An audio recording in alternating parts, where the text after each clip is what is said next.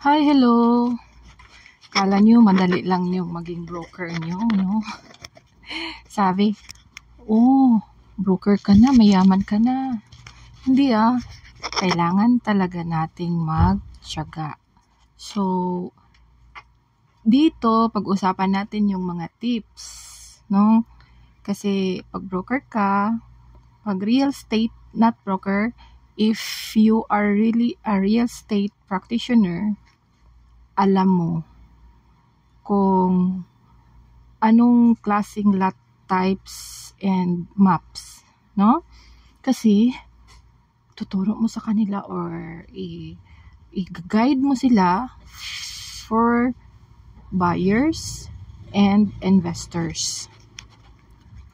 So, ang gusto ko kasi, ang goal ko kasi is to make sure na clear po lahat ng clear sa clients ang iba't ibang types at kung paano nakaka-apekto sa value ng property, usability, at investment potential. So, pag-usapan natin ngayon ang most common lot types na madalas mong marinig. Una, kung empleyado sa gobyerno may tinatawag siyang regular, sa real estate namin meron din siyang regular lot. Ito yung pinaka-common. Meron siyang frontage lang sa isang street. Perfect for standard residential houses. So, pangalawa yung corner lot, which is my frontage sa dalawang intersecting streets, kaya mas visible siya at accessible. Ito yung ideal for business and mixed lot purposes, properties, projects. And pangatlo is yung tinatawag na throw lot. Itong throw lot, ito yung may access siya sa dalawang parallel streets. Tapos, giving you flexibility sa design at entry points. Then, pang-apat, yun yung flag.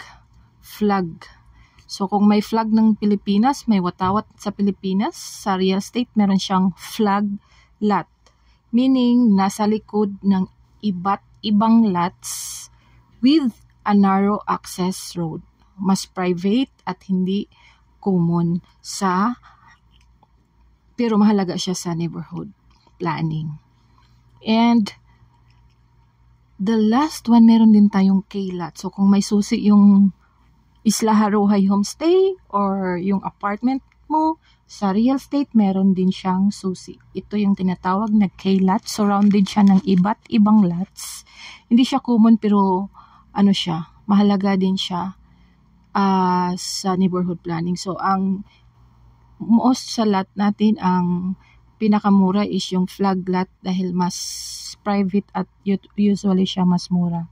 So, bukod sa lot types, mas importante din na ang maps at surveys, lalo na sa appraisal. So, yung tinatawag na topographic map, nagpapakita kasi ito ng elevation ng lupa. Tapos, useful siya sa construction, drainage, and flood assessment.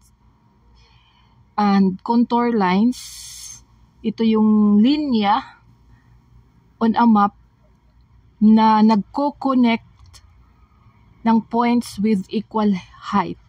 So, nakakatulong ito to assess ang slope niya and grading cost. Tapos, of course, yung pinaka-importante yung cadastral survey. Ito yung survey na nagsisit ng exact boundaries sa lupa para iwas dispute at to protect your ownership. So, bakit napaka-importante ito for you? Kasi hindi lang ito technical terms. This directly affect